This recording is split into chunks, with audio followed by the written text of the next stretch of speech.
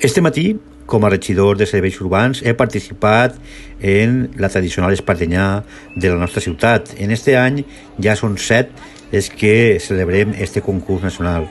Per tant, crec que podem donar-nos per satisfet. A més, enguany hem tingut moltíssima participació. Ha sigut, jo crec que la màxima participació que hem tingut en aquests últims 7 anys. Sobretot, agrair i felicitar a totes i cada una de les entitats que han volgut col·laborar en este concurs, aunque no entraven en concurs, però sí que han fet festa. Han fet festa i el nostre poble sempre necessita de l'ajuda d'aquestes entitats per a poder exportar el que som capital, al resto de la comarca. I com sempre, quan s'acaba una festa, ahí estan els homes i dones de l'empresa Fobasa, que són els que ens deixen el poble net com si no haguera passat res. Una vegada més, tenim que donar les gràcies perquè ells són molt importants després de cada festa.